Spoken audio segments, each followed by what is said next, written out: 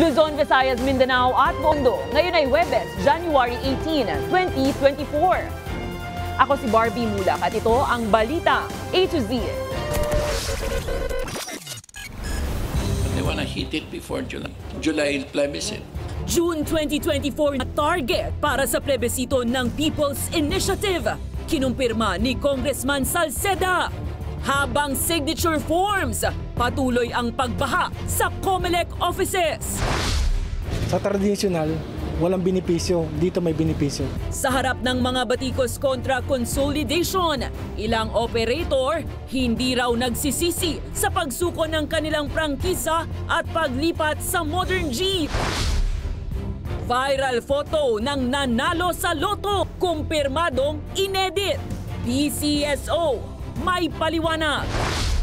At Team Strong Group ng Pinas nasa Dubai na para sa basketball tournament.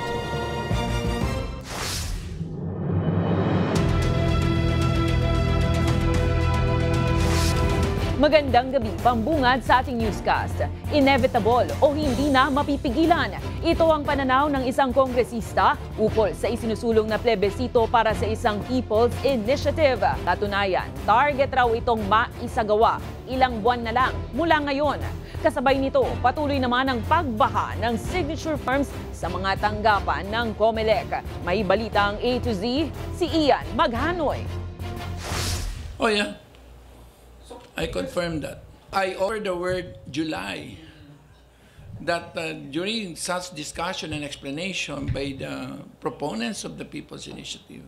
Kinumpirma ni Albay 2nd District Representative Joey Salceda ang umuugong na balitang target ng mababang kapulungan na maitulak plebisito para sa charter change sa June 17. Tugma ito sa ibinunyag na timetable ng Kabataan Party List na 15 pa lang noong Disyembre ay nangangalap na umano ng mga pirma ang ilang kongresista para maitulak ang People's Initiative sa botohan ngayong 2024. Nakalagay rin sa timetable na masesertipikahan ang plebisito sa June 8, 2 linggo, bago ang State of the Nation Address ni President Ferdinand Bongbong Marcos Jr. As far as it was explained to me by proponents, they want to hit it before July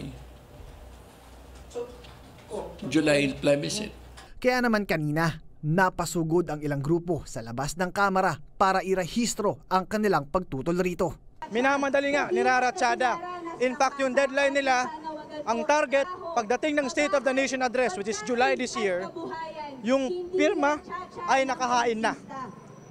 Yung CONAS, not as positive or optimistic si Senate President. Pero dahil pag nagkasundo ang Senado at ang mababang kapulungan na ngayon alam natin ay dominado ng mga kapartido o di kaya mga kaalyado ng Presidente, walang imposible sa kanila. Kasabay nito, patuloy ang pagbaha ng signature forms para sa Chacha na isinusumite sa mga tanggapan ng Commission on Elections mula sa iba't ibang sulok ng bansa. Nakahanda po kami na tugunan at desisyonan yung petisyon na ipapile kung sufficient informant substance. At sufficient informant substance, nakahanda rin po kami isagawa ang verification ng ating mga pirma kung sila ba'y totoong tao. Pagkatapos, kinakailangan yung proponent ay formaling i-file sa amin yung petition na this time, yung confirmation na ito ang nakuhang signatures. Para malaman kung yung nakuhang signature sa distrito na yan ay tumutugma sa 3% o mababa o sobra sa 3%. Base sa COMELEC, mula sa 300 bayan at syudad na nagsumite ng signature forms kahapon, dumoble na ang kanilang natanggap sa mahigit 600 na mga areas ngayong araw. I think the PI is already inevitable. Para sa Balitang AZ, Ian Maghano. Iginigiit naman ni Albay 2nd District Representative Joel Salceda na naipapatupad ng buo ng mga nagdaang administrasyon ng 1987 Constitution pero para lamang raw sa mga kaalyado ng mga pamilyang nauupo sa PSO. Ito ang komento ng kongresista sa buwelta ni Attorney Christian Monsod ang sa 47 na nagtatag ng 1987 Constitution. Binigyang diin ni Salceda na binuo raw ang konstitusyon kaakibat ng mga probisyon nitong ginawa upang maprotektahan ang umano'y cronies at oligarchs ng bansa. Una nang sinabi ni Monsod na hindi kasi maayos na naipatutupad ng mga nagdaang administrasyon ng saligang batas mula yan kay President Cory Aquino hanggang sa kasalukuyang lideratong Marcos Jr. Dahilan kaya hindi rin natutupad ang mga pangako ng EDSA People Power Revolution noong 1986 na tunay na demokrasya at social justice. Ano yung hindi natin na-implement doon? We have the Constitution was so built to protect the oligarchies. So we were perfect tayo doon, sir. We perfectly implemented the provisions that protect the oligarchy. Yes. And what merely changed is the faces. The cronies of Marcos became the oligarchs of Cory. So is that we did not implement it? Of course we implemented fully. We protected the new cronies. Naniniwala naman si Foundation for Economic Freedom President Calixto Chiquiampo na oras na matanggal ang constitutional restrictions sa foreign investment ay mas maraming mga dayuhan na ang maaakit mamuhunan sa Pilipinas. Sinabi rin ito na ito na ang tamang panahon para baguhin ang ilang probisyon sa saligang batas. Naniniwala rin si Chiquiampo na ang tunay na nagpapahirap sa local businesses ay ang Republic Act 9164 o ang Government Reform Procurement Act. The government's mandated to award bids to Filipino suppliers even if they're 20% more expensive. So it is being abused to extract rent to instead of being able to compete.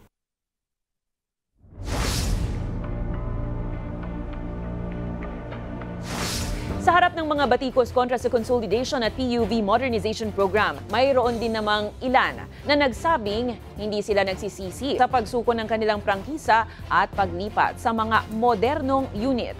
Ang kwento ng kanilang transport cooperative sa Balitang A to Z ni Kim Salinas. Kasi naghihirap kami dito, gumastos kami, dahil naipit kami sa programang ito.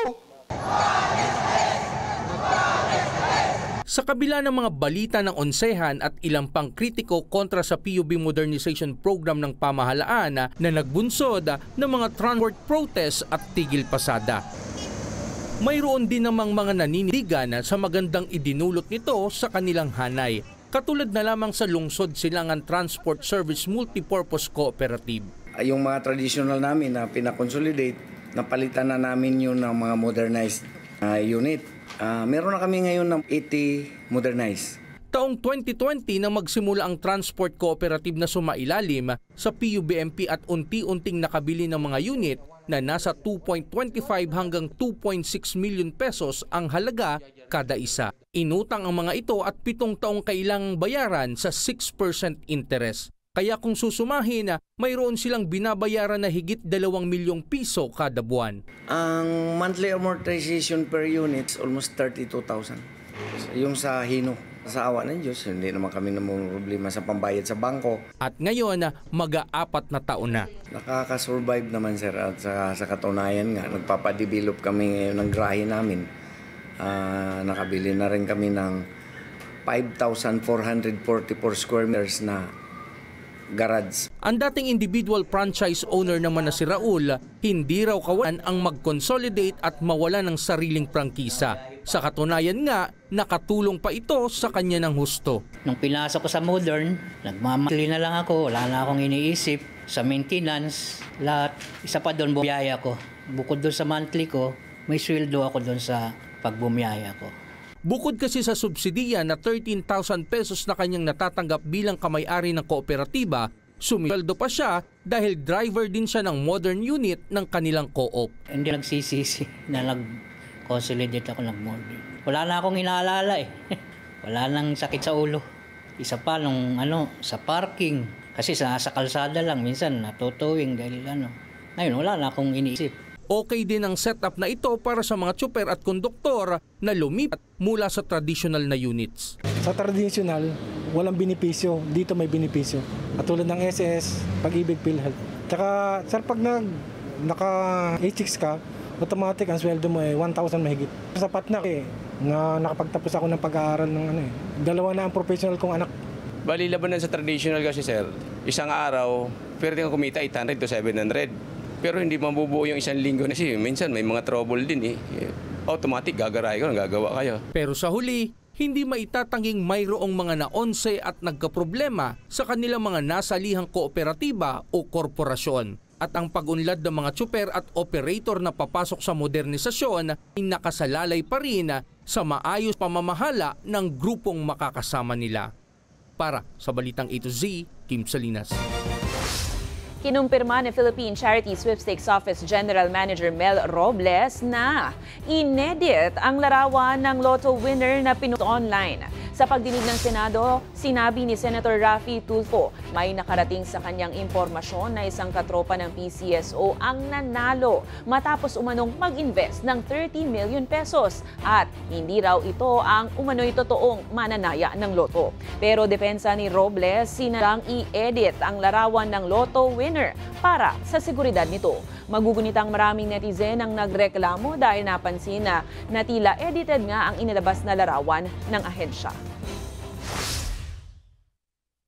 May clamor na malaman yung katotohanan kasi marami sa mga mananay nagsasabi yung nanalo ng 690 million hindi raw yung legit na mananaya kundi galing doon sa tropa niya. I'm sorry, I'm gonna repeat this again. Yung pong kumakalat na balita, galing doon sa tropa niyo nag-invest ng 30 million para makuha nga itong 690 million. We have to protect the identity of the winner. Meron po nagreklamo sa amin one time, we covered the face, yung damit naman po ay nakilala. So, nagreklamo siya, sana naman daw po, wag ipakita naman po yung damit. So, yan po ang reason niya. It's a very poor editing.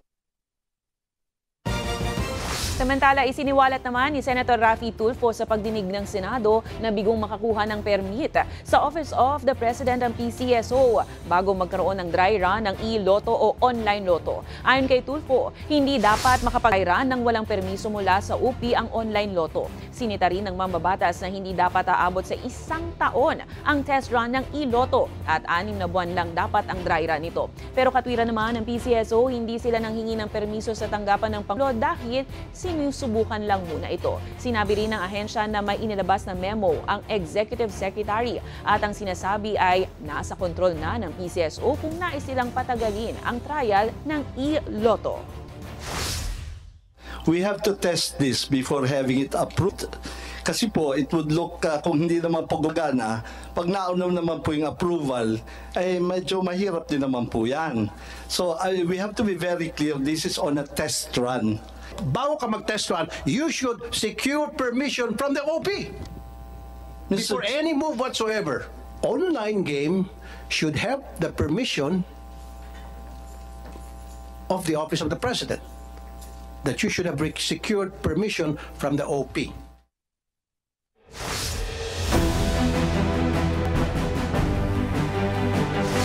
Nagkasundo ang Pilipinas at China na paigtingin ang maritime communication at idaan sa kalmadong paraan ang mga usapin sa South China Sea at mga bahaging pag-aari ng Pilipinas. Ayon sa Department of Foreign Affairs, nagkaroon ng diretso at produktibong pag-uusap ang Filipino at Chinese diplomats para pakalmahin ang sitwasyon sa rehiyon. Mababatid na ilang insidente sa pinag-aagawang teritoryo ang nagmitsa ng tensyon sa relasyon ng Pinas at China sa mga nakalipas na buwan.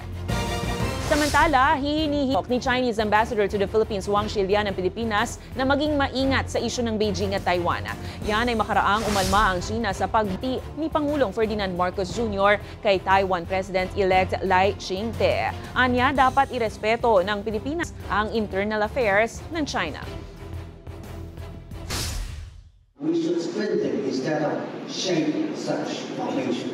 So we hope that Philippines will stay committed to the One China policy pursued by successful Philippine administrations since the establishment of diplomatic ties between China and the Philippines, and respect China's internal affairs and handle the Taiwan question prudently.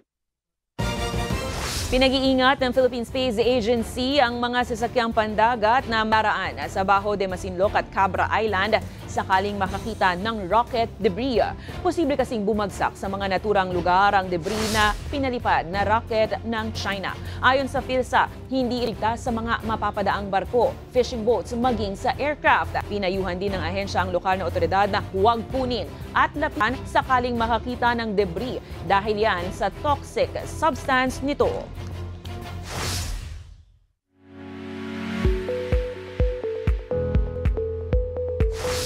Pasok sa listahan ng taunang 50 over 50 Asia ng Forbes Magazine ang 5 Pinay. Kasama sina Susan Ko, co-founder ng supermarket chain, peace negotiator Miriam Cornel Ferrer, veteranong aktres na si Dolly De Leon, health tech firm Medilink Esther Go at property developer na si Aunt Maria Margarita D. Helera ng female CEO, founder at innovator mula sa 14 na bansa at teritoryo sa Asia ang napipili sa 50 over 50 list ng Forbes. Susunod, solusyon ng LTO para mapan ang kakulangan at pangangailangan sa plastic cards. Alamin. At sa sports, Strong Group Athletics nasa Dubai na para sa Dubai International Basketball Championships. Abangan ang kumpletong ulat sa pagbabalik ng Balitang A to Z.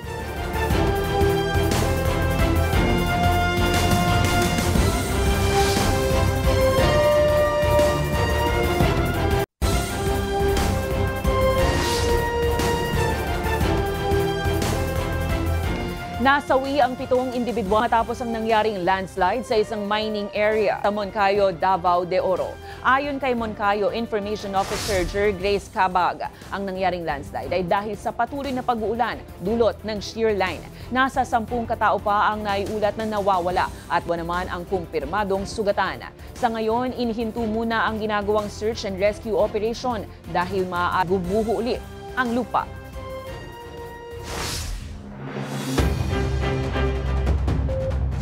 Nilinaw ni BIR Commissioner Romeo Lumagi Jr. na hindi dapat magtaas ang presyo ng mga bilihin online. Ayon sa opisyal, walang epekto ang pagpapataw ng withhold tax sa mga online transaction para magtaas ang mga bilihin. Binigyang diin pa ng opisyal na pabor din sa mga consumer ang pagpapataw ng buwis dahil maaari nang mapanagot ang mga seller na scam ang ibinebentang tukto. Matatandaang nasa 1% withholding tax sa mga online platform at digital financial service providers ang dapat bayaran ng mga ito sa BIR.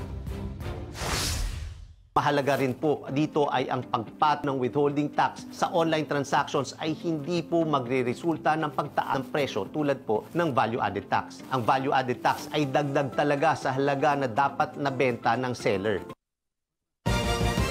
Tiwala ang LTO na papaboran nito ng Office of the Solicitor General sa isyu ng donasyong plastic driver's license cards ng padong sektor. Habang agency to agency na pag-imprenta ng pangangailangan ng LTO sa plastic cards, nakikitang solusyon. May balitang A to Z si Ace Cruz. Kumpiyansa si LTO Chief Vigor Mendoza II na papabor sa kila nagpapatuloy na verification process ng Office of the Solicitor General sa isyu ng donasyon ng pribadong sektor na 4 na milyong plastic driver's license cards. Maganda naman ang tsansa. I mean, our positioning as far as the case is concerned, good. No? Pag na-lift po yung preliminary injunction, deliver kagad po yan.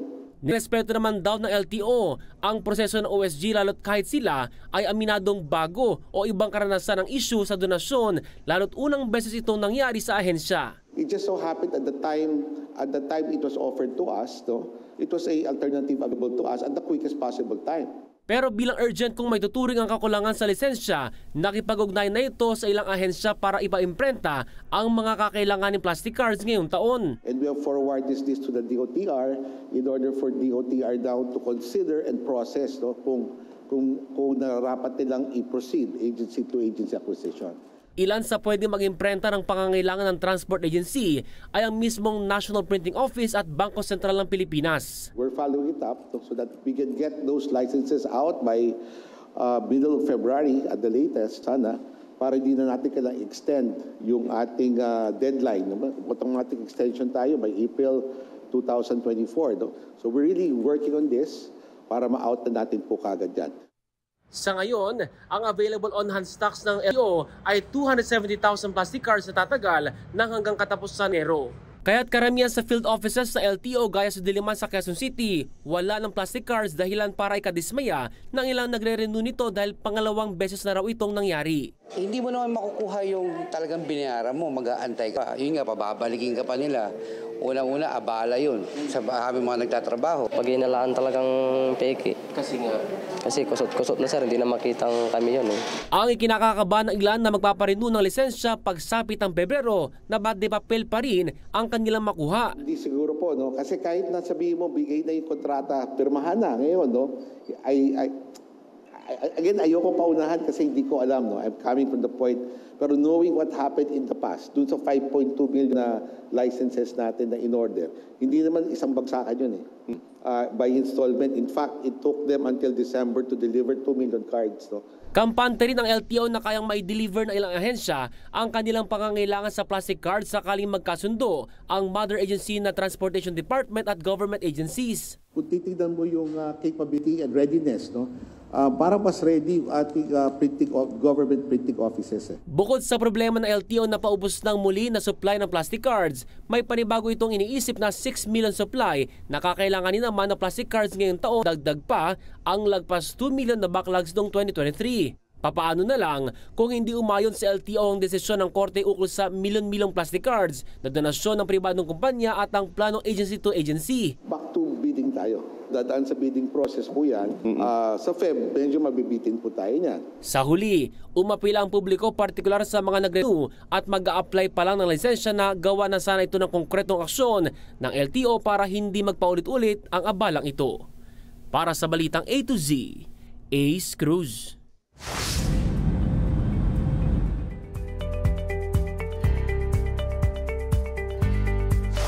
Lumagda na sa Memorandum of Understanding ang mga kinatawan ng Department of Migrant Workers at Department of Tourism na magbubukas ng oportunidad para sa mga uuwing overseas Filipino workers. Sa MOU, nakapaloob ang commitment na palakasin ng sektor ng turismo sa bansa. Magbibigay ito ng trabaho sa mga uuwing OFW. Magbibigay din ng DMW ng listahan ng mga overseas Filipino workers kasama ang pamilya mga ito sa DOT para masilip kung sino ang mga kwalipikado para mga inihanda nilang training.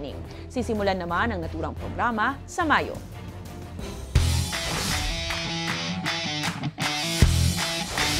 Nakarating na ang Team Strong Group Athletics sa pangunguna ni na NBA 8-time All-Star Dwight Howard, Andre Robertson at Gilas Pilipinas naturalized player Andre Blatch kasama ang ilan pang local rising stars sa Dubai. Ito'y bilang paghanda sa kanilang pagsabak sa 2024 Dubai International Basketball Championships mula January 19 hanggang 28. Unang kakaharapin ng Strong Group ang UAE National Team bukas na yan, araw ng Biyernes, ganap na 7:15 ng gabi. Nagkaroon man ng limitadong oras sa Pilipinas sa pag-iensayo, kumpiyansa naman ng kanilang head coach na si Charles Tew na nakuha na nila ang tamang timpla ng chemistry sa paglalaro para manalo sa mga kalaban. Sa aming pagbabalik, sino daw itong heartthrob actor na usap-usapang kalahating milyon umano ang talent fee? Manatiling nakatuto, kayo ay nanonood ng Balitang A to Z.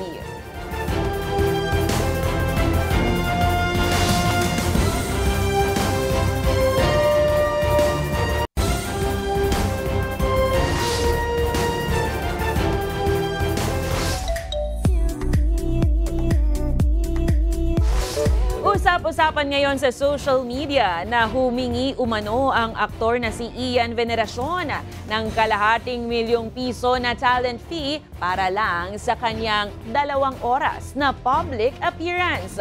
Nag-viral ang naturang usapin matapos mag-post sa social media ang writer-director na si Ronaldo Carvalho kung saan namamahalan umano ito sa asking price ng singer-actor. Nilinaw naman ng organizers ng Tarlac City's Kaisa Festival na tinukoy sa post na wala silang naging komunikasyon kay Ian at maging ang team nito.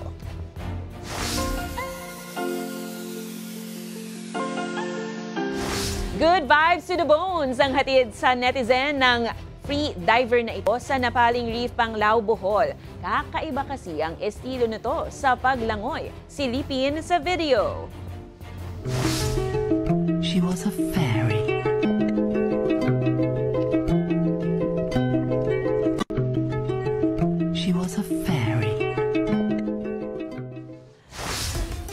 namumulikat. Kung kayo ay may kwentong kakaiba, mga kwento ng pag-ibig o storya, ng inspirasyon at pag-asa, maaari nyo itong ibahagi. Sumali sa ating Facebook na Balitang A to Z. Panoorin ang replay ng ating programa at sundan ang ating social media pages. Hanapin ang Balitang A to Z. Ang ating pabaong quote of the night ay mula sa philosopher na si Lao Tzu. Ayon sa kanya, sa pagmamadali, mabibigo. Sa pagpipilit na makumpleto ang isang proyekto, sisirain mo lang ang sanay maayos pa. At yan ang mga balita at impormasyon, mga kwentong may dalang inspirasyon na tinutukan ng Balitang A to Z. Ako si Barbie, maging maalam, makialam. Magandang gabi sa iyo, Pilipinas!